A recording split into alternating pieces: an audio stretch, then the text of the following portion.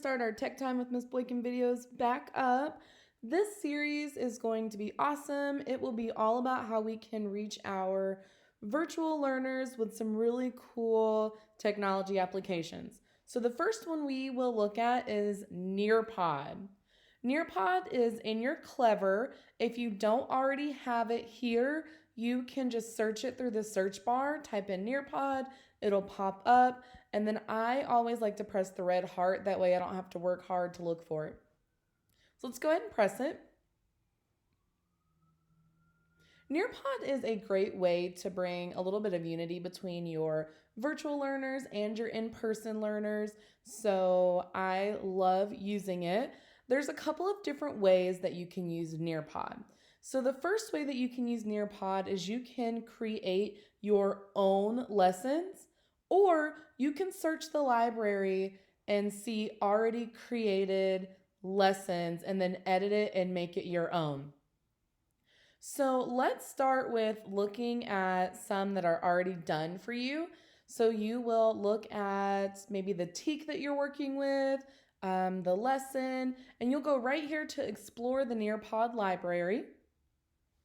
And once I go here, I select the subject, so English Language Arts, and then I go ahead and select 5th grade. Of course, if you teach a different grade level, you'll select that. I will scroll through to see if they have what I'm already looking for, or I will just type it right here in the search bar. So if I am looking for something on context clues, I will type it in there, press enter, and I see right here that they have the Texas Test Prep, which is an awesome resource to use if you are a starred grade level. And so I will click it. I want to preview it to see what it looks like, to see if I can use it. And so that's what I'm going to do right now. I'm going to preview it to see, do I like this? Is this what I'm looking for? So this is great. They're going to start with 5.3b, which is actually exactly what I'm looking for. It has some practice activities. It has a graphic organizer where the kids can read a passage here, so they can click on the A. It'll automatically open up a new tab and they can read this story. And then they can come back here to the graphic organizer. I tell my kids to use the T right here for text. When they try to use the highlighter or the pen, sometimes it just does not look great. So I like for them to use the T right here. And so that's what I tell them to use. And then I keep clicking through. That story is right here. I can click it. It's going to open up another tab. I am liking this. Because I already have this in my library right here, it says show in my library, but normally it would say add it to your library. And that's where I would have pressed this right here. Or you can even add it to the school library. Like if I think this is something that is great for the whole campus to use, or maybe 3 through 5 to use, then I would have added it to the school library. But since this is 5th grade, I won't add it to the school library. If you scroll right here to the side, you'll see that there's some related content. So you can see if you like any of these to go along with your lesson. So this is one way that you can use Nearpod. You can look for some already created lessons.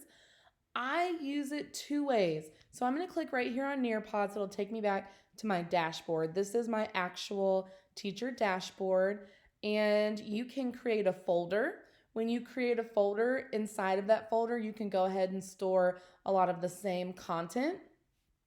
You can also create your own digital lesson. So you can do 2 things.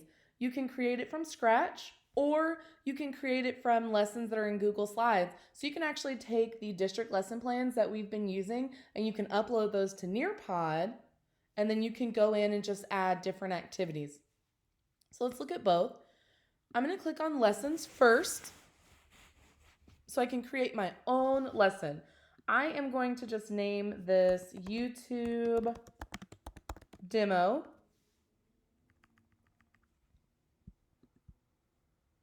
And then I will start to add my slides. There are so many different things that you can add. You can add vocabulary videos, you can add slides. What I usually do is I add slides. So my very first slide will be their attendance because let's just face it, we're teachers, and sometimes we just don't remember. So I will welcome them. I will change it because I like a little color in my life. Let's go with yellow. And then if I have a picture right here that I want to add, I can add that. Sometimes I might add like a GIF. You can go right here. You can look at the GIFs. You can search for them. Sometimes I like to do cartoon celebrations. And this is just my favorite one, and they know that. You can choose to size it here, so you can make it smaller, or you can make it bigger, or you can decide you just don't like it and put it in the trash. This is not the only layout they have, so you do have some control over which layout you actually use. So you can press this right here where it says layout, and you can pick. I'm just using the one element, but sometimes I use the title plus two elements. If I'm looking at something and I want them to compare and contrast, I will use the four elements. So it just kind of depends on, how I'm feeling and what I'm doing. So I like this. Welcome to reading. I'm going to save that. And now I'm going to add another slide. Except this time I'm going to go to activities. So I am going to use the collaboration board. And I call this like my virtual attendance. And I say, please type your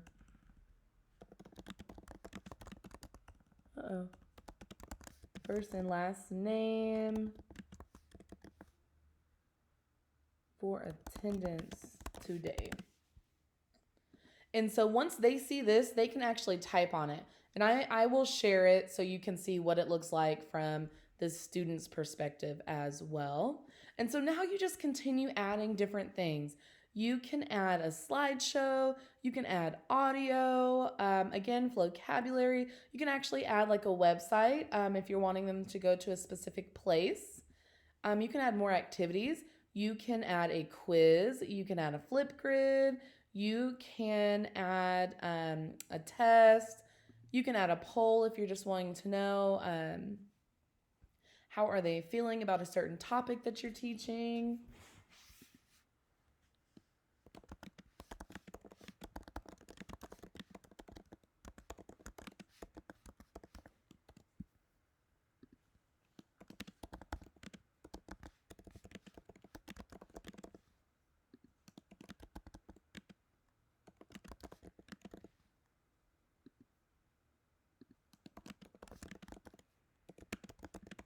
And then you can save that. And so you just get to keep adding and adding and adding. You'll notice right here, it tells you the size of it. I have added over 30 of these before, and I have never used all of the space that they allot you. If you are wanting to just copy and paste a slide, there's a little button right here that says copy. I honestly just press Command C and then Command V, and then it will copy and paste it right here. But you can just press copy and paste, and it'll copy it and paste it. You can also delete a slide if you don't want it there. You can also reach from your desktop if you're wanting to upload something. So you can bring it from your drive. If you have the Dropbox, you can bring it from there, or just like straight from your desktop. So if there was something you were looking for, let's say you were loading an exemplar because you wanted them to see it, it will load it straight from your desktop onto your Nearpod.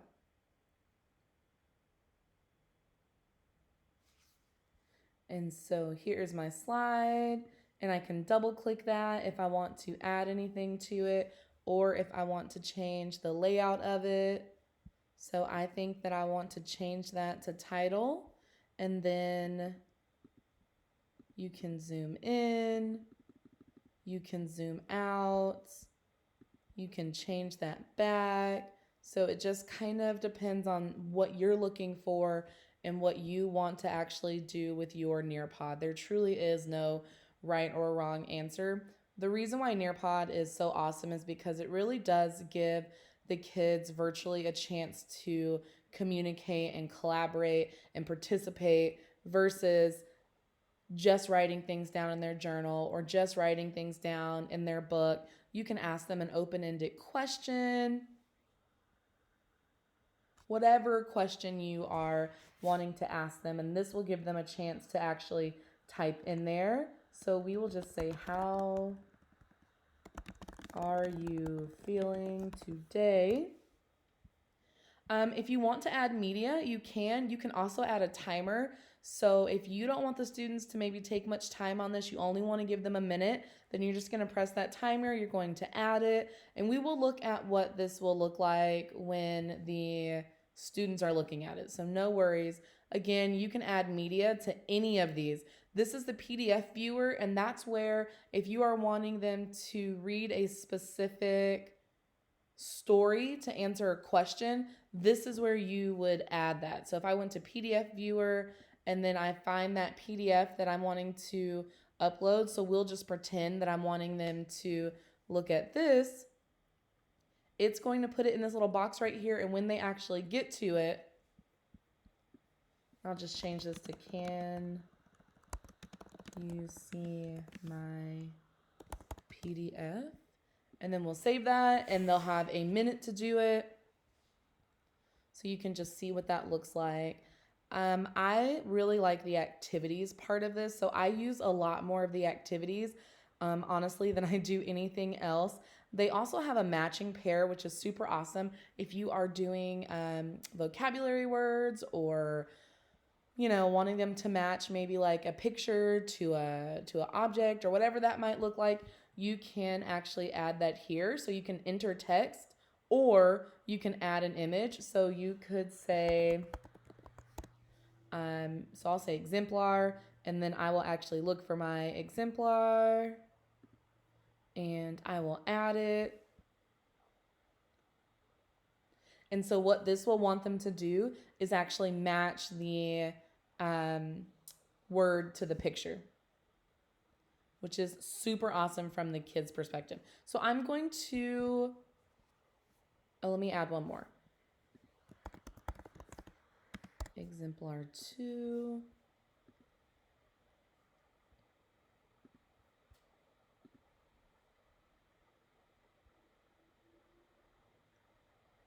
And so we're going to look at this from the student's perspective to see what it looks like from their view. Just so we know. Okay, so we're going to save and exit.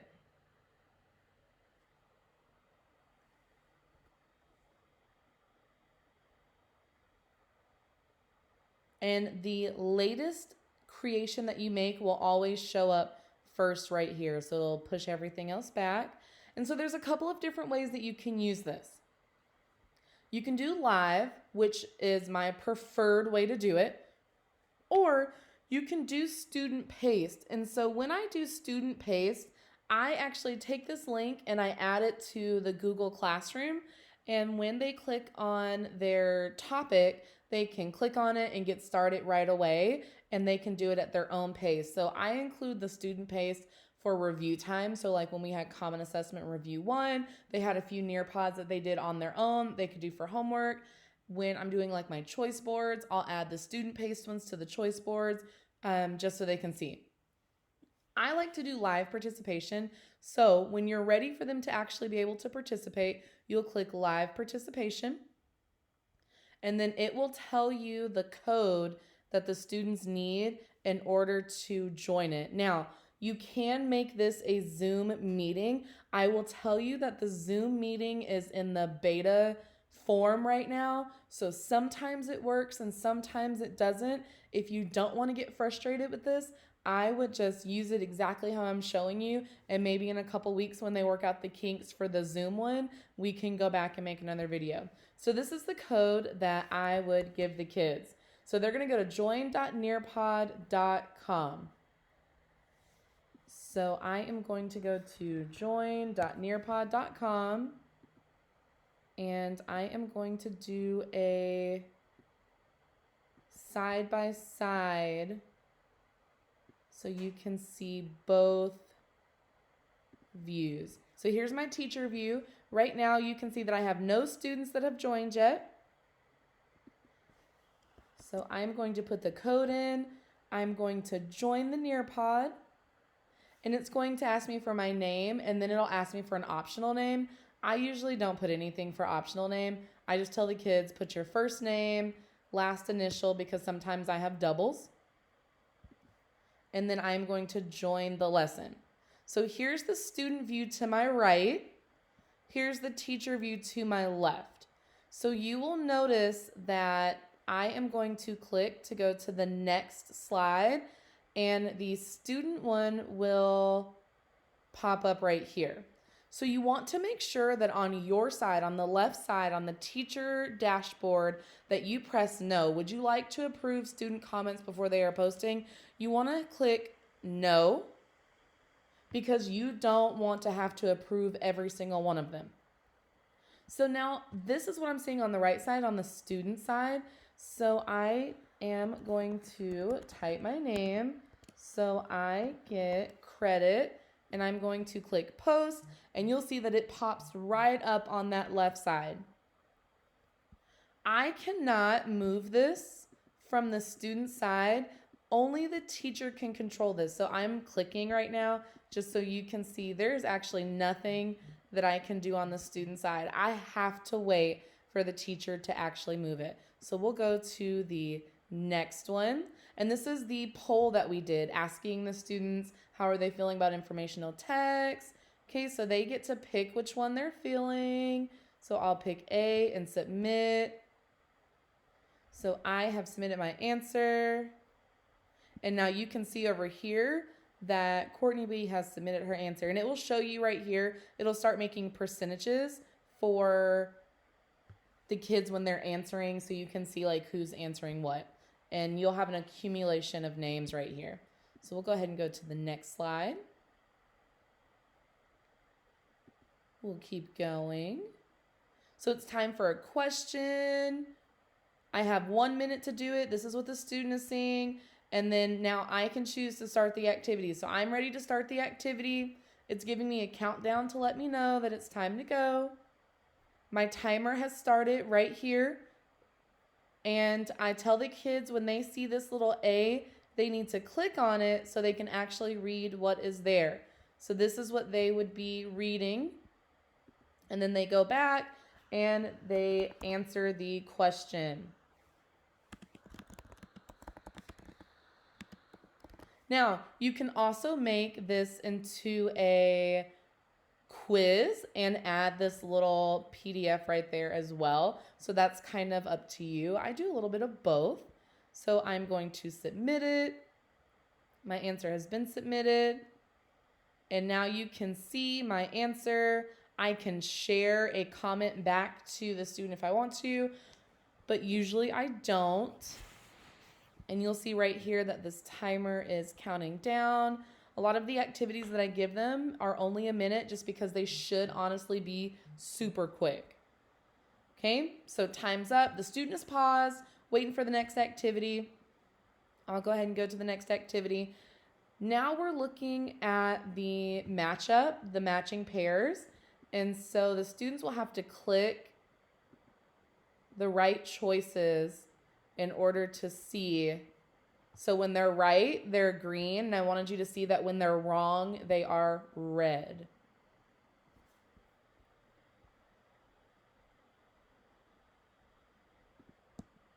And so that is the end of our lesson. So this is where it just like stops the kids. Now the kids do have this little option right here that they can save this to their Google Drive if they want it to. They have a notes navigator right here. So if they were wanting to take notes as we go along, they could. That's just kind of up to them. I leave that up to them because I want them to know that you can take notes if you want to. You cannot take notes if you want to. This is more, everything we're doing is interactive, so I can see exactly what you're doing. But if they feel like they need to, then of course I always encourage it. And then right here is the code, notes if they've made any. And then right here they can exit. Are you sure you want to exit? Yes. And so they are done with the Nearpod lesson. And so that is Nearpod. It is a really great tool. I am loving it. It has definitely helped bump up that engagement for my virtual students. And so if you have any questions about Nearpod, please shoot me an email. I'm happy to make more videos on Nearpod, but it is such an awesome tool. Thank you so much for joining. See you for our next one.